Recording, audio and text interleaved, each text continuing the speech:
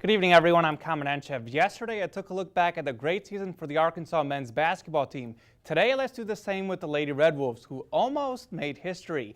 A-State finished the season with 24 wins and just 11 losses. The Red Wolves were just one win away from tying the program record for most wins. Among those 24 wins, a few were over NCAA tournament teams like Chattanooga and, of course, a 70-69 win over rival UALR. ASU finished second in the Sun Belt in both the regular season and conference tournament. Arkansas State was one of the first 4 teams not to make the NCAA tournament. The Red Wolves won their first WNIT game 61-49 over Western Michigan behind the season-best crowd of 1,864. The season ended yesterday in the second round of the WNIT with a 70-60 loss to Middle Tennessee. It was a great season for Drea Gamble, who won her second straight Sun Belt Player of the Year, averaging 19 points, 5 rebounds, and 5 assists. There she is right there. It was also the end of a run for seniors Hannah Cadan and Jasmine Hunt. Here's Coach Boyer on his seniors.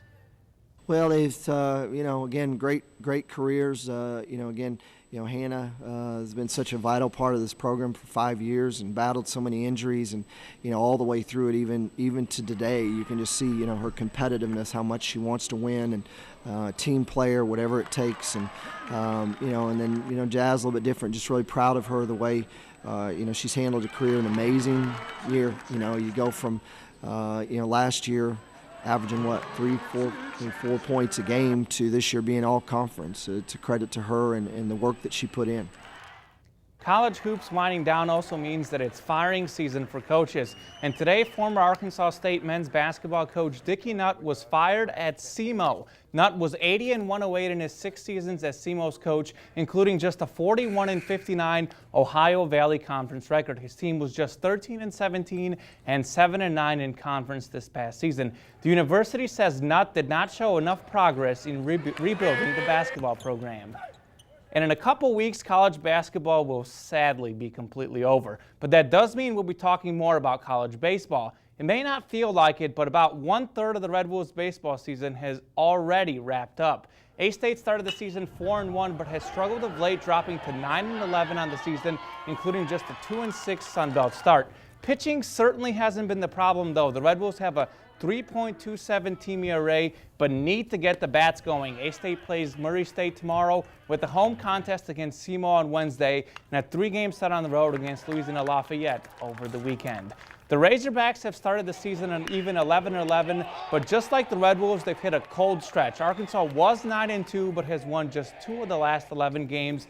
Despite Bobby Wernitz's great D, the Diamond Hogs were most recently swept by #1 LSU. The Razorbacks return to the Diamond tomorrow as they take on Memphis in North Little Rock on Tuesday and at AutoZone Park on Wednesday. On to the NBA, the Grizzlies are 49-21, which is the second best record in the West.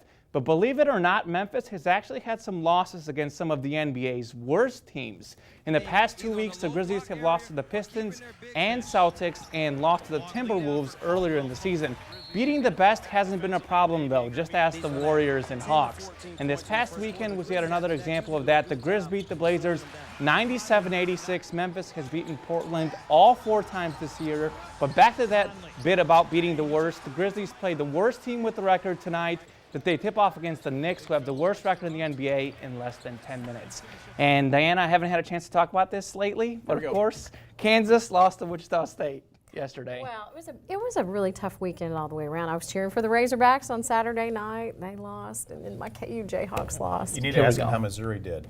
Yeah, how'd the Missouri? Well, they did really well in wrestling and football this year and softball. Just keep going. We're back after this. Stay with us.